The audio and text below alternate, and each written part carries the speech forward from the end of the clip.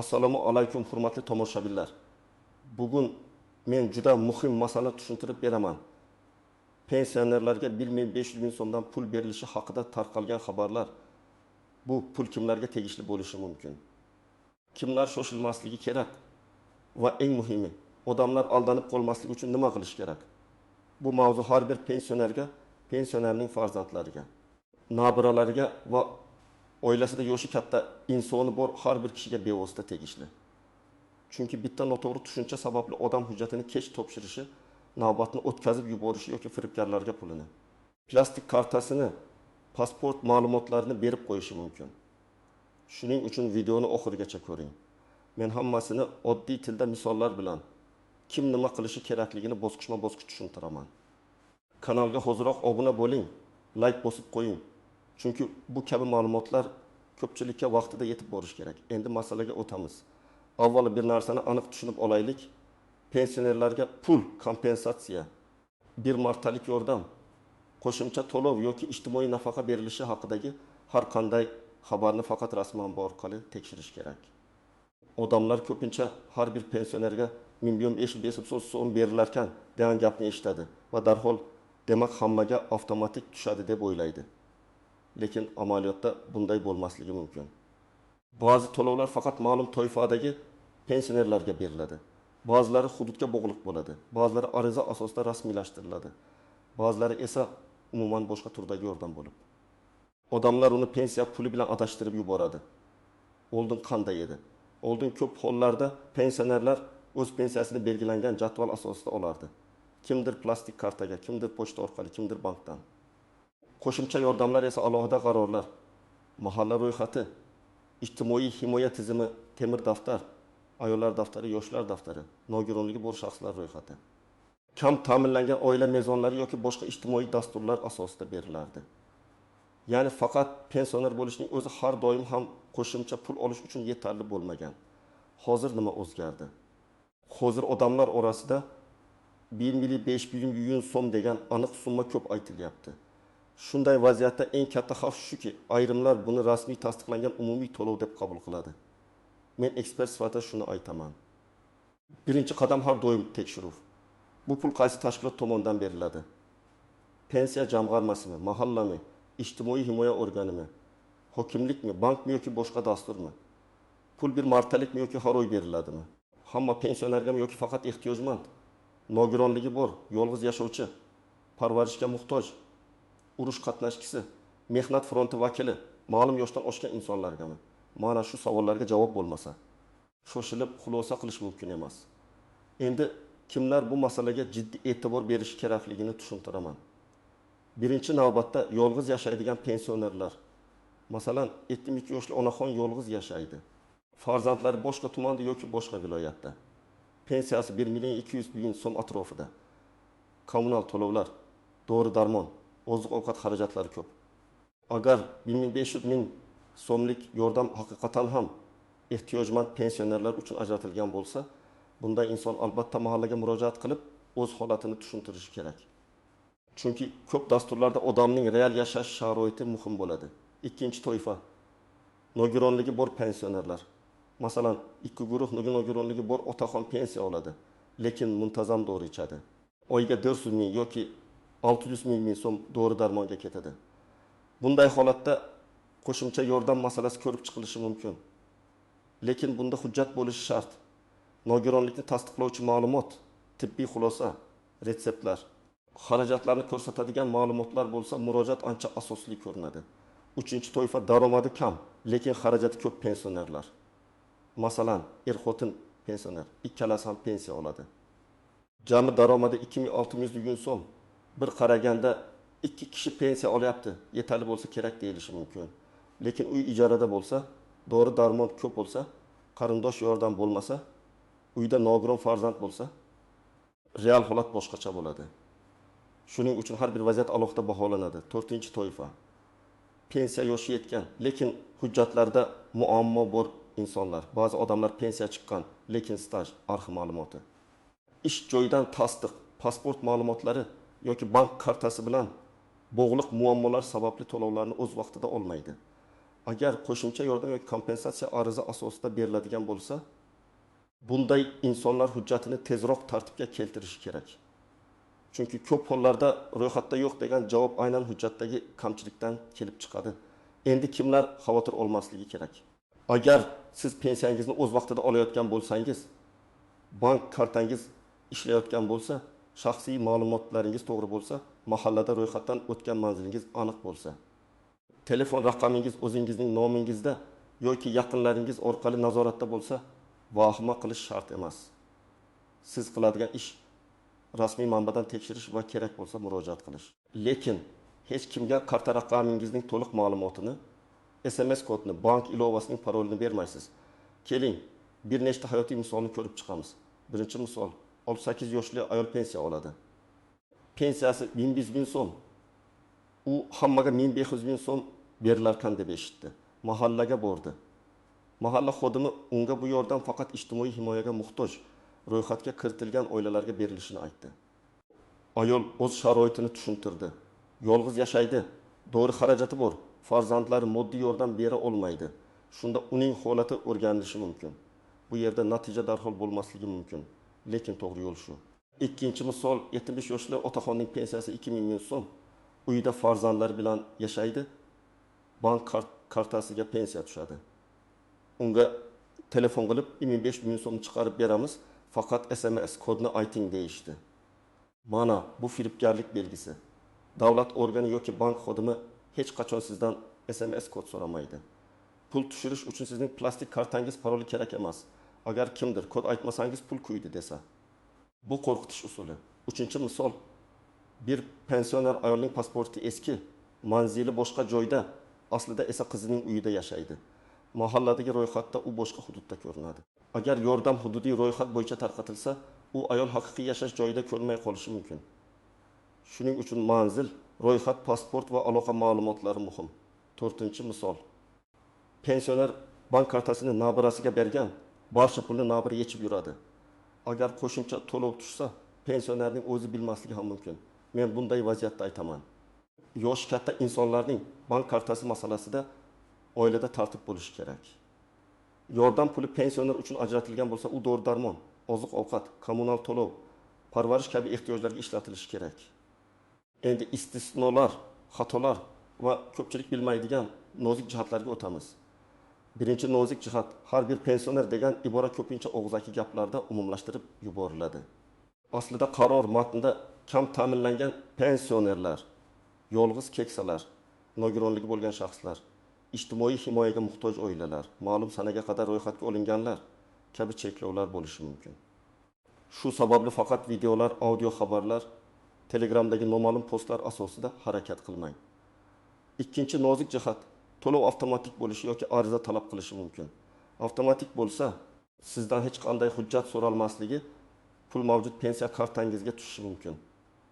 Ariza talab qilinsa, siz mahallaga, ijtimoiy himoya bo'limiga, pensiya jamg'armasi bo'limiga yoki davlat xizmatlari markaziga murojaat qilishingiz kerak bo'ladi. Bu qaysi to'lov ekaniga bog'liq. Uchinchi nozik jihat, pulning nomi muhim. Bu pensiyaga qo'shimchami? Bir martalik moddiy yordammi? Kompensatsiyami? Bayram puli yoki ijtimoiy yordammi? Agar pul pensiyaga qo'shimcha bo'lsa, u pensiya tizimi orqali yurishi mumkin. Agar moddiy yordam bo'lsa, mahalla yoki ijtimoiy himoya orqali ko'rib chiqilishi mumkin. Agar kompensatsiya bo'lsa, aniq sabab bo'lishi kerak. Narx oshishi, zarar qoplanishi, kommunal to'lov, tibbiy xarajat yoki boshqa asos. To'rtinchi nozik jihat. Bir oilada bir nechta pensioner bo'lsa, har biriga alohida beriladimi yoki oila daromadi hisoblanadimi? Bu juda muhim savol. Masalan, uyda 3 kishi yashaydi. Ona pensioner, ota pensioner, farzand ishlamaydi.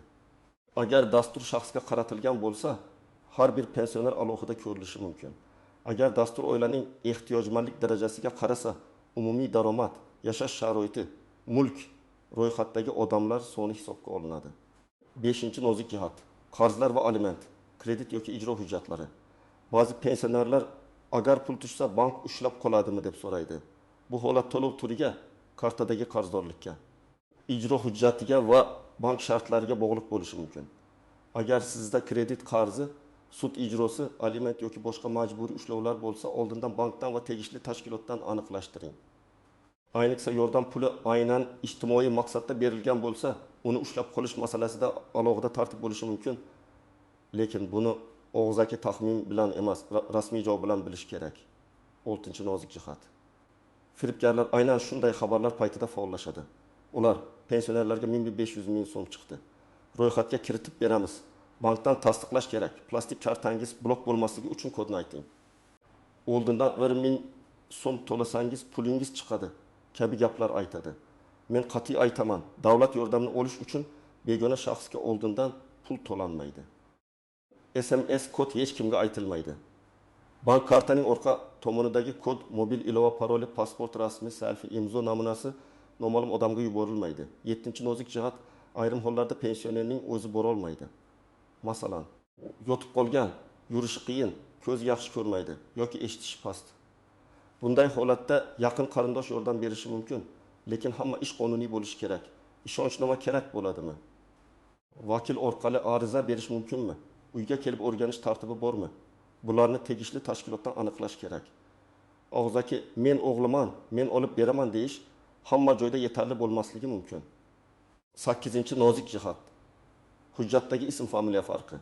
Ba'zi keksa insonlarda pasportda bir xil, pensiya hujjatida boshqacha, nikoh guvohnomasida yana boshqacha yozilgan bo'lishi mumkin. Masalan, o'g'loy bir joyda ugiloy, boshqa joyda o'giloy bo'lib ketgan. Bunday farqlar ba'zan tizimda muammo chiqaradi. Shuning uchun hujjatlaringizni bir marta tekshirtirib qo'yish foydali. Endi eng muhim qism, siz hozir nima qilishingiz kerak? Men buni aniq bosqichlar bilan aytaman. Birinchi qadam, xabarni tekshiring. Rasmiy manbalarni ko'ring. Pensiya jamg'armasi, ijtimoiy himoya milliy agentligi, hokimlik, mahalla, davlat xizmatlari markazi, bankning rasmiy aloqa kanallari. Agar siz internetdan foydalana olmasangiz, farzandingizdan yoki ishonchli yaqin odamingizdan rasmiy sahifalarni tekshirib berishini so'rang. Noma'lum Telegram kanal, audio xabar. Qo'shnining eshitgani, bozordagi gap rasmiy manba emas. Ikkinchi qadam, o'zingizning holatingizni aniqlang.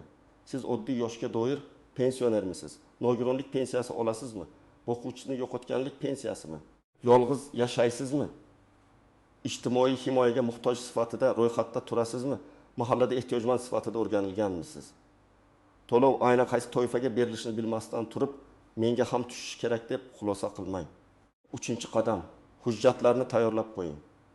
Odatda kerak bo'lishi mumkin bo'lgan hujjatlar: pasport yoki ID karta, pensiya guvohnomasi yoki pensiya olishingizni tasdiqlovchi ma'lumot, bank kartasi rekvizitlari, yashash manzili bo'yicha ma'lumot, nogironlik bo'lsa tegishli hujjat, tibbiy xarajatlar bo'lsa ma'lumotnoma yoki retseptlar, yolg'iz yashash holati bo'lsa mahalla ma'lumoti. Har bir dasturda ro'yxat boshqacha bo'lishi mumkin. Lekin bu hujjatlar ko'p holatda asosiy hisoblanadi. 4-qadam, mahallaga murojaat qiling. Men ko'pchilikka shuni maslahat beraman. Avval mahallangizga boring yoki telefon qiling, savolni aniq bering. Pensionerlarga 1,500 ming so'm miqdorida yordam haqida xabar tarqaldi. Bu bizning hududda bormi? Kimlarga beriladi? Ariza kerakmi? Qanday hujjat kerak? Mana shunday aniq savol bersangiz, sizga ham aniqroq javob berishadi. Pul chiqarmikan deb umumiy so'rasangiz, javob ham umumiy bo'ladi. 5-qadam, agar pensiya bilan bog'liq masala bo'lsa, pensiya jamg'armasi bo'limiga murojaat qiling. Masalan, pensiya miqdori noto'g'ri hisoblangan deb o'ylasangiz, qo'shimcha staj qo'shilmagan bo'lsa, hujjatingiz yangilanmagan bo'lsa, karta o'zgargan bo'lsa, familiya o'zgargan bo'lsa, buni mahalla emas, pensiya organi aniqlab beradi. Ariza yozganda og'zaki gap bilan cheklanmasdan, kirim raqami yoki yozma javob olishga harakat qiling. 6-qadam, bank kartangizni tekshiring, lekin xavfsizlikni unutmang. Pul tushgan tushmagani bank ilovasi, bankomat yoki bank filiali orqali bilish mumkin. Lekin hech qachon begona odamga kartani bermang. Tekshirib beraman degan odamga ham ishonmang. Agar farzandingiz tekshirsa, yo'ningizda tursin, nima qilayotganini tushuntirsin. SMS kelganda uni ovoz chiqarib begona odamga o'qib bermang. 7-qadam, ariza yozishga to'g'ri kelsa, mazmuni aniq bo'lsin. Masalan, arizada shunday fikr bo'lishi mumkin: men falonchi, falon manzilda yashayman. Yoshga doir pensiya olaman. Sog'ligim, daromadim va yashash sharoitim sababli moddiy yordam masalasini ko'rib chiqishingizni so'rayman. Keyin ilova hujjatlarni yozasiz. Ariza madaniyatli, aniq va dalil bilan bo'lsa, Uni ko'rib chiqish osonroq bo'ladi. 8-qadam rad javobi olsangiz, sababini so'rang. Sizga berilmaydi degan gapning o'zi yetarli emas. Nega berilmaydi? Toifaga kirmaysizmi? Daromad yuqorimi? Hujjat yetishmayaptimi? Ro'yxatda yo'qmisiz? Muddat o'tib ketganmi? Sababni bilsangiz, keyingi harakatingiz aniq bo'ladi. Hujjat yetishmasa to'ldirasiz. Manzil xato bo'lsa tuzatasiz. Toifaga kirmasangiz boshqa yordam dasturlarini so'raysiz. 9-qadam. Oilangizdagi pensionerlar bilan bu mavzuni gaplashing. Ko'p yosh katta odamlar telefon firibgarlariga ishonib qoladi. Chunki ular davlatdan pul chiqdi degan gapga umid qiladi. Shuning uchun ularga oddiy qilib tushuntiring. Hech kimga kod aytilmaydi, hech kimga karta berilmaydi, oldindan pul to'lanmaydi, noma'lum havolaga bosilmaydi, pasport rasmi yuborilmaydi. Agar kimdir qo'ng'iroq qilsa, darhol farzandiga yoki ishonchli odamiga aytadi. 10-qadam, hamma narsani yozib boring. Qaysi kuni qayerga bordingiz, kim bilan gaplashdingiz, qanday hujjat topshirdingiz, qachon javob berishlarini aytishdi. Bu oddiy daftar bo'lishi mumkin. Ayniqsa yoshi katta odamlar uchun yozib borish juda foydali. Chunki keyin qayerga bordim, nima deyishdi degan chalkashlik bo'lmaydi. Yana bir muhim maslahat. Agar siz haqiqatan ham og'ir sharoitda bo'lsangiz, faqat bitta to'lovni kutib o'tirmang. Mahalladan boshqa yordam turlari haqida ham so'rang. Oziq-ovqat yordami, dori-darmon bo'yicha yordam, kommunal to'lovlar, parvarish xizmati. Nogironlik vositalari, sanatoriy yo'llanmasi, ijtimoiy xodim yordami. Ba'zan odam 1 million 5 million so'mni kutadi, lekin unga boshqa yo'nalish bo'yicha muntazamroq yordam kerak bo'lishi mumkin. Men yana bir narsani alohida ta'kidlayman. Pensionerning haqqi bo'lsa, uni talab qilish uyat emas. Ko'p keksalar borib ovora qilmay, men so'ramayman. Boshqalarga kerakdir deb jim yuradi. Lekin davlat yoki ijtimoiy tizimda yordam aynan muhtoj insonlarga yetib borishi kerak. Siz holatingizni aytmasangiz, ba'zan tizim sizning haqiqiy ehtiyojingizni ko'rmay qoladi. Shu bilan birga haqqingiz bo'lmagan to'lovni olishga urinmang. Noto'g'ri ma'lumot bermang, chunki keyin qaytarish, javobgarlik yoki boshqa muammolar chiqishi mumkin. Xulosa qilib aytaman. 1 500 ming so'm haqidagi xabarni eshitgan har bir pensioner avvalo vahima qilmasin, lekin befarq ham bo'lmasin. Eng to'g'ri yo'l rasmiy manbadan tekshirish, o'z toifangizni aniqlash, hujjatlarni tayyorlash. Mahalla yoki tegishli tashkilotga aniq savol bilan murojaat qilish, firibgarlardan ehtiyot bo'lish. Pul haqiqatan sizga tegishli bo'lsa, uni olish uchun tartibni bajarasiz. Agar sizga tegishli bo'lmasa, boshqa yordam turlarini so'rab ko'rasiz. Eng asosiysi, hech kimga SMS kod bermang, kartangizni begona odamga topshirmang, noma'lum havolarga kirmang, oldindan pul to'lamang. Pensionerlarimizning mehnati, umri, sog'lig'i hurmatga loyiq. Shuning uchun ularning huquqi ham, xavfsizligi ham birinchi o'rinda turishi kerak. Sizning hududingizda bu 1 million 5 million so'm masalasi bo'yicha qanday ma'lumot berishyapti? Mahallaga borganmisiz? Bankdan tekshirganmisiz? Sizga pul tushdimi yoki rad javob berildimi? Fikringizni izohlarda yozing. Boshqalarga ham foydasi tegadi.